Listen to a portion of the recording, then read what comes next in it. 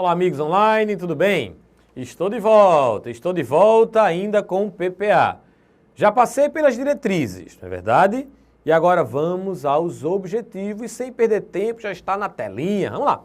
Objetivos. Já foi dito, gente, que os objetivos indicam os resultados pretendidos pela administração. Então, sempre teremos que associar objetivos com resultados. No caso do PPA, são resultados estratégicos. Então, os objetivos do PPA evidenciam os resultados estratégicos que foram planejados.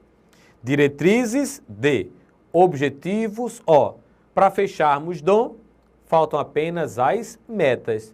E é sobre elas que falaremos agora com muito cuidado, porque as bancas estão explorando ultimamente bastante as metas, tentando confundir o candidato com as metas que ainda vão aparecer na LDO. Só que, desde já saibam, as metas do PPA representam uma situação, as metas da LDO representarão uma outra situação. E qual a diferença? A gente vê agora, vamos lá. Metas. Metas do PPA. As metas do PPA são metas físicas. Olha só que informação interessante. As metas do PPA são metas físicas. Portanto, gente, as metas representam a quantificação física e financeira dos objetivos. Então, para se alcançar um objetivo, que é um resultado, não é? Temos que traçar metas. E as metas representam exatamente essa quantificação física, quantidade mesmo, não é? E financeira, em dinheiro. Então, para cada exercício financeiro, as metas deverão ser quantificadas. Então, quando encontrarem quantidade na questão, na alternativa, lembrem-se, estarão diante das metas. Para melhorar o exemplo, olha só. Nessa área 1, energia elétrica, primeiro item, capacidade instalada de geração de energia elétrica. A meta, 14.162 megawatts. Então, a meta física. Extensão total das linhas de transmissão.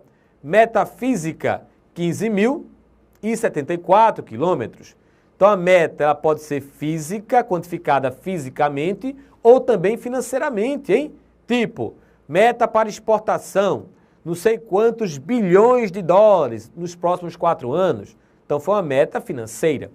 Mas o que interessa mesmo é o seguinte, quando encontrarem a quantificação em uma alternativa, podendo ela ser física ou financeira, lembrem-se, a banca está se referindo às metas físicas do PPA. Ok? Continuando, né? O PPA não acaba aí, não. Vamos continuar o artigo 65, parágrafo 1º da Constituição Federal. Mas o que é que vimos até agora? Vamos ver? Continuando. Constituição Federal de 88, PPA. Até agora vimos o seguinte, no artigo 65, parágrafo 1º, a lei que instituiu o plano plurianual estabelecerá de forma regionalizada, ok, as diretrizes, objetivos e metas da Administração Pública Federal. E agora a nova informação. Para as despesas de capital e outras delas decorrentes. Qual o nosso foco aqui? O que é que eu vou destacar? Despesas de capital e outras delas decorrentes. Para que vocês entendam, gente, essa passagem, vamos antecipar a informação que só veremos no capítulo de despesa pública. Mas eu preciso dessa informação agora, para que vocês entendam essa pequena passagem do PPA. É a seguinte, o direito financeiro, através de sua lei 4320/64, 17 de março de 1964, precisamente em seu artigo 12, criou 2 categorias econômicas para a despesa. Atualmente, temos a categoria econômica de capital e temos também a categoria econômica corrente. Portanto, temos despesas de capital e despesas correntes. Mas qual a diferença entre a capital para a corrente? A despesa de capital é um gasto realizado pela entidade pública que tem em mira, que tem como objetivo aumentar o patrimônio. Então, a despesa de capital aumenta o patrimônio. Construção de uma escola, aquisição de um veículo, construção de um viaduto, são gastos que provocam um aumento patrimonial. Portanto, despesas de capital. Já a categoria econômica corrente, ela não provoca esse aumento patrimonial. Não provoca a aquisição de um bem de capital. Mas é um gasto necessário. Necessário a quê, Wilson? Necessário à manutenção, ao funcionamento da máquina pública. Então, a despesa corrente, diferente da de capital, ela tem como objetivo a manutenção, o funcionamento dos serviços que já foram criados. Exemplos: pagamento da conta de luz, água, telefone, pagamento da folha, aquisição de material de consumo, são exemplos de despesas correntes.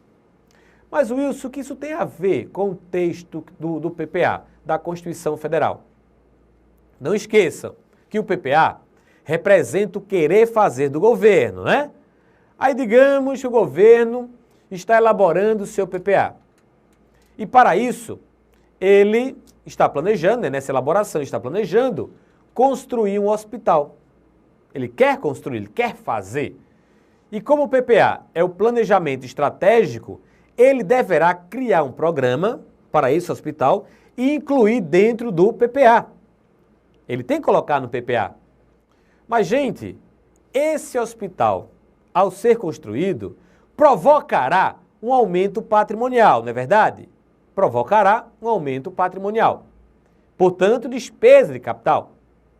Então, o governo, ele, além de colocar esse programa, que irá resultar em despesas de capital, porque aumenta o patrimônio, ele também terá que elaborar um outro programa contemplando os gastos decorrentes dessa despesa de capital. Porque quando o hospital for construído, é ele, governo, quem vai pagar a conta de luz, de água, é ele quem vai comprar material de consumo, hospitalar, de higiene, de limpeza, tudo para o hospital. É ele quem vai pagar a folha dos médicos, das enfermeiras, enfermeiros, médicas, enfim. É ele quem vai manter o hospital em funcionamento. Então, essa nova imobilização, que é a despesa de capital, ela terá gastos decorrentes. Então, na hora de planejar essas ações, o governo deverá incluir no PPA tanto as despesas de capital quanto as delas decorrentes. Agora, cuidado com esse entendimento. Caso uma questão venha afirmar todas as despesas correntes deverão estar contempladas no PPA. Negativo, não, errado. Por que errado? Ora, esse hospital que o Estado está construindo, que a União, que o município, enfim, que o ente da federação está construindo, não é o primeiro. Esse ente da federação já tem outros hospitais que já foram construídos há muito tempo. E o PPA, gente, ele contemplará esses gastos correntes apenas dos novos e não dos já construídos. Por isso que temos despesas de capital e outras delas decorrentes. Então, caso a banca afirme todas as despesas correntes relacionadas à manutenção de hospitais já construídos deverão aparecer no PPA negativo. Desses que já foram construídos, aparecerão apenas na Lei Orçamentária Anual. Então, aqui temos as decorrentes das novas imobilizações. Ok? Bem, e para fechar o parágrafo 1º do artigo 65, vamos à explicação dessa fatia na tela. E para as relativas aos programas de duração continuada. O que são programas de duração continuada? Programas de duração continuada são despesas vinculadas a programas que durem mais de um exercício financeiro. Aí temos os chamados programas de duração continuada. Não confundam com despesas de caráter continuado. Despesas de caráter continuado, lá do artigo 17 da Lei de Responsabilidade Fiscal. Despesas obrigatórias de caráter continuado. Aquelas duram mais de 2 anos. Nesse caso do PPA, são despesas vinculadas a programas que durem mais de um exercício financeiro, portanto, mais de 1 ano. E assim eu fechei a explicação por fatia do PPA. E agora, para fixarmos, vamos novamente efetuar a leitura do artigo 65, parágrafo 1º, só que diferente, não é? Agora, creio eu, todos vão entender as passagens que eu vou destacar. Vamos lá. Artigo 65, parágrafo 1º. A lei que instituir o plano plurianual estabelecerá de forma regionalizada, foi o destaque, né? Expliquei, as diretrizes, objetivos e metas, expliquei, foi o destaque, da administração pública federal para as despesas de capital e outras delas decorrentes. Também foi o destaque, despesas de capital e outras delas decorrentes. E fechando, e para as relativas aos programas de duração continuada. Destaque, programas de duração continuada. Cuidado que geralmente as bancas colocam. E para os programas de pouca duração não, de duração continuada. Ok? Bem, e agora? E agora, gente, foi dito na primeira parte da aula, né? Logo as aulas atrás, não sei precisar qual exatamente, mas foi dito que o executivo, presidente, no caso federal, ele tem datas a serem cumpridas para encaminhar o projeto de lei, podendo ser PPA, LDO ou LOA, ao Congresso Nacional. E também falei que o Congresso tem datas para devolver esse projeto ao presidente. Foi dito também que há vigência de PPA, que há vigência da LDO e que há vigência da LOA. Então o que eu quero agora mostrar é o seguinte, agora é a hora de decorar. Quais são as datas do PPA e qual a vigência do PPA? Mas agora com fundamentação legal, evidenciando a parte da Constituição Federal que criou, que definiu e atualmente vem definindo as datas e vigência de PPA, LDO e LOA. É esse tema que falaremos agora, nesse momento. Vamos lá. Prazos e vigência, PPA, LDO e LOA. A fundamentação legal para isso, meus amigos e minhas amigas, prazos e vigência, encontra-se no ADCT. O que é ADCT? Ato das disposições constitucionais transitórias. Cuidado, esse tesão aqui, ó, que eu marquei, é o tesão da transitoriedade. É uma coisa transitória, não permanente. Por conta disso, teremos várias explicações em cima do ADCT. Precisamente, artigo 35, parágrafo 2º, que começa assim: até a entrada em vigor da lei complementar, a que se refere o artigo 65, parágrafo 9º, incisos 1 e 2, serão obedecidas as seguintes normas. Observem o que eu vou destacar. Até a entrada em vigor da lei complementar.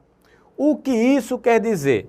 Bem, se atualmente esses prazos estão no ADCT, é porque não temos ainda essa lei complementar. Moral da história, esses prazos que ainda estão no ADCT são prazos transitórios, são prazos que não foram definidos de forma permanente.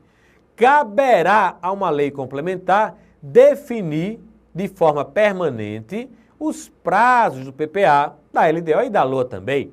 Então, caso a banca afirme, atualmente a Constituição Federal define de forma permanente os prazos do PPA, estará errada a questão, porque atualmente esses prazos estão no ADCT. E o tesão do ADCT é que vale a transitoriedade, não permanente, mas sim uma coisa transitória. Então, vamos ao inciso do artigo 35, parágrafo 2º do ADCT, que é o inciso 1, que definiu prazos e vigência do PPA. Mas pela ordem, vigência e prazos do PPA. Vamos ao inciso, na tela. Inciso 1. O projeto do plano plurianual para vigência até o final do primeiro exercício financeiro do mandato presidencial subsequente. Gente, nesse primeiro momento, utilizando como fundamentação legal o inciso 1, eu vou evidenciar a vigência do PPA. E para trabalharmos em cima da vigência, eu preciso apenas dessa passagem. Novamente, o projeto do plano plurianual para vigência até o final do primeiro exercício financeiro do mandato presidencial subsequente. Portanto, a vigência, para entendermos melhor, a vigência, eu vou comparar a duração do PPA versus a duração de um mandato. Sabemos, todos devem saber, né, que um mandato tem 4 anos. E já foi dito aqui também que um PPA, sua duração, também é de 4 anos. Quando colocamos frente a frente mandato com PPA, o que é que vai acontecer? No primeiro ano de um mandato de qualquer governante, quer seja ele o presidente, quer seja ele o governador, quer seja ele o prefeito, esse governante, ele não vai começar o primeiro ano do seu mandato executando o primeiro ano do seu PPA. Por que não?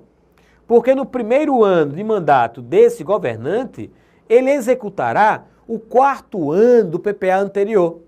Nenhum governante assume, gente, no dia 1º de janeiro, já com o PPA debaixo do braço.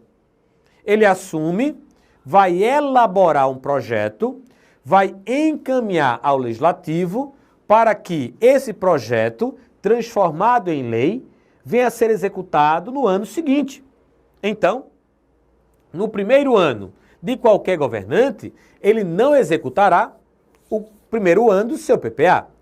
No caso da nossa presidente Dilma, a nossa presidente assumiu em 2011, mas ela não executou neste ano de 2011 o primeiro ano do seu PPA.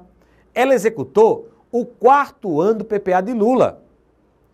O segundo ano da nossa presidente Dilma, 2012, nesse segundo ano é que ela vai começar a executar o primeiro ano do seu PPA. Por quê? No primeiro ano de mandato, ela utilizou para elaborar o projeto.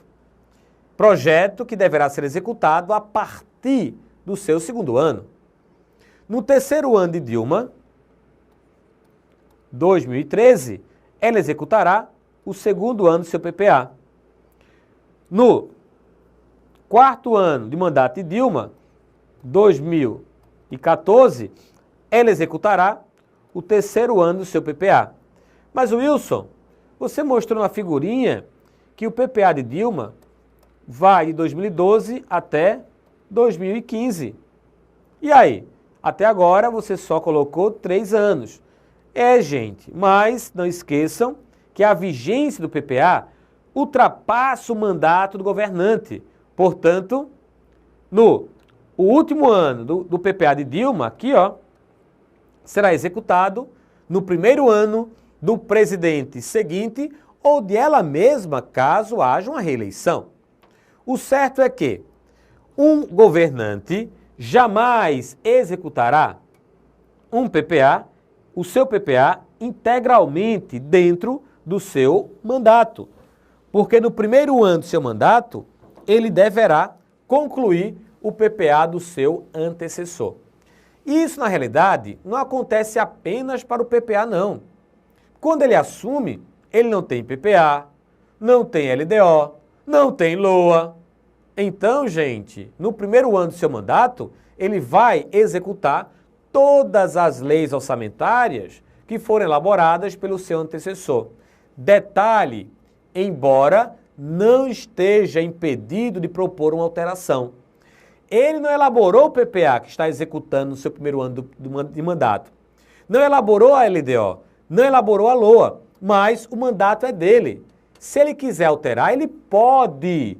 De que forma? Elabora um projeto de lei e manda para o legislativo. Então, cuidado. No primeiro ano de um mandato de qualquer governante, ele deverá executar as leis orçamentárias do seu antecessor, embora não esteja impedido de propor alterações. E isso já foi cobrado em uma prova de concurso. Ok?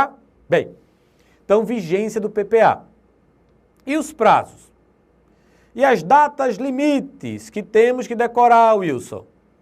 Aqui o presidente tem para encaminhar e aqui o legislativo tem para devolver. Bem, essas datas limites, esses prazos, veremos na sequência do artigo 35, parágrafo 2º, inciso 1 do ADCT. Na tela? Prazos do PPA. Continuação do artigo 35, parágrafo 2º, inciso 1 do ADCT. Olha só. Será encaminhado até 4 meses antes do encerramento do primeiro exercício financeiro e devolvido para sanção até o encerramento da sessão legislativa. Trocando em miúdos, explicando melhor, o presidente terá que elaborar e encaminhar ao legislativo até o dia 31 de agosto, ou seja, até 4 meses antes do encerramento do exercício financeiro. O legislativo, por sua vez, terá que devolver ao presidente até o dia 22 de dezembro, ou seja, até o encerramento da sessão legislativa. Então, essas datas terão que ser decoradas. Agora sim é o momento da decoreba, hein? Decorei, Wilson. E agora? Acabou aí? Não, não acabou. Agora eu quero chamar a atenção de todos vocês para o seguinte. Estão lembrados que eu falei que atualmente esses prazos estão no ADCT, mas que caberá uma lei complementar? Essa lei complementar, ela foi citada aqui, ó, artigo 65, parágrafo 9º. Cabe a lei complementar. Isso, gente, foi dito quando eu estava no ADCT e marquei essa passagem até a entrada em vigor da lei complementar. É exatamente essa que veremos. E qual o seu significado? Como é que isso pode cair numa prova de concurso? Vamos lá. Cabe a lei complementar. Inciso 1. Dispor sobre o exercício financeiro, a vigência, os prazos, a elaboração e a organização do PPA, da LDO e da LOA. Na realidade, o correto é caberá uma lei complementar. Por quê? Porque atualmente não temos essa lei complementar. Caberá a lei complementar dispor sobre, no tocante ao exercício financeiro, há uma ressalva. O exercício financeiro já está disposto em lei complementar, que é a Lei 4320/64, artigo 34, como eu já falei aqui, que necessariamente coincide com o ano civil. Mas, se a União resolver de uma hora para outra alterar o exercício financeiro, tipo, agora eu não quero que comece mais em janeiro não, eu quero que comece depois do carnaval. Todo mundo diz que as coisas só começam depois do carnaval, né? Então, exercício financeiro deverá começar depois do carnaval. Isso poderá acontecer? Pode, mas através de uma lei complementar federal. Então, hoje em dia, o exercício financeiro já está disposto em lei federal ou em lei complementar? Sim. Qual a lei? 4320/64. E para se alterar atualmente o exercício financeiro, uma lei estadual pode? Não. Municipal pode? Não. Somente uma lei complementar federal. Ok? Voltei. Cabe à lei complementar dispor sobre o exercício financeiro, expliquei essa ressalva, acabei de explicar, a vigência, os prazos, a elaboração e a organização do PPA, da LDO e da LOA. Chamamos isso, gente, de, olha o palavrão, instrumentalização. Quando encontrarem esse palavrão na questão, imediatamente associem ao artigo 165, parágrafo 9º, no texto que estamos apresentando. Aí a banca, a instrumentalização de PPA, LDO e LOA caberá a uma lei ordinária. Não, caberá a uma lei complementar federal. Atualmente, uma lei ordinária dispõe sobre PPA, LDO e LOA, prazos e vigência. Não, atualmente isso está no ADCT, e no ADCT em caráter transitório. Ok? Cuidado, hein? Cuidado que isso aqui está caindo bastante.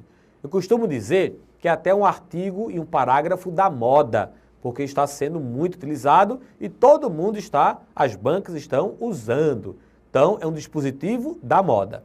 Assim como eu vou destacar agora, na sequência, um outro dispositivo que está mais na moda ainda, relacionado ao PPA.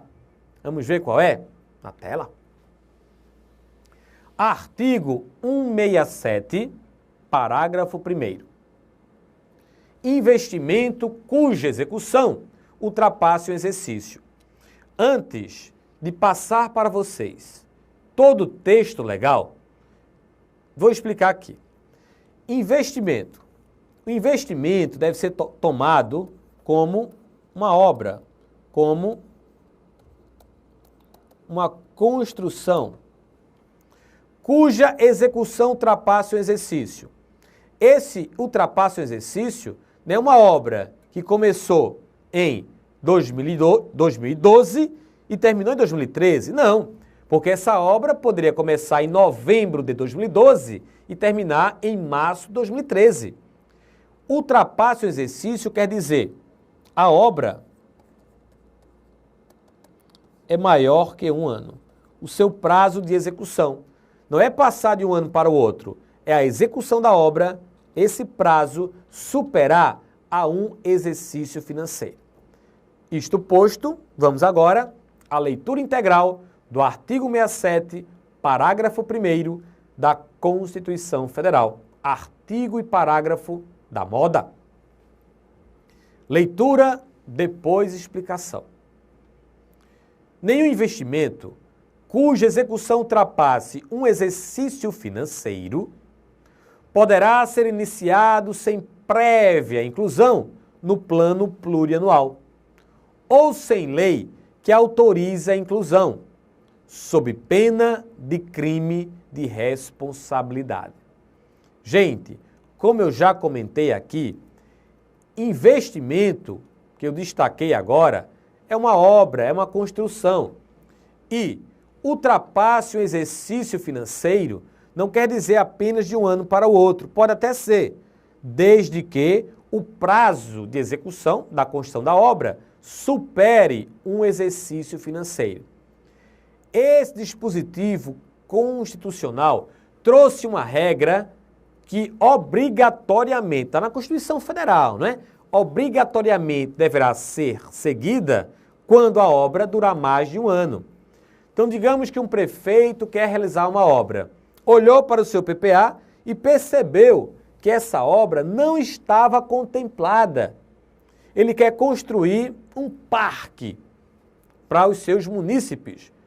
Olhou para o PPA, que representa o querer fazer, e percebeu, ih, caramba, a gente não colocou não, ó.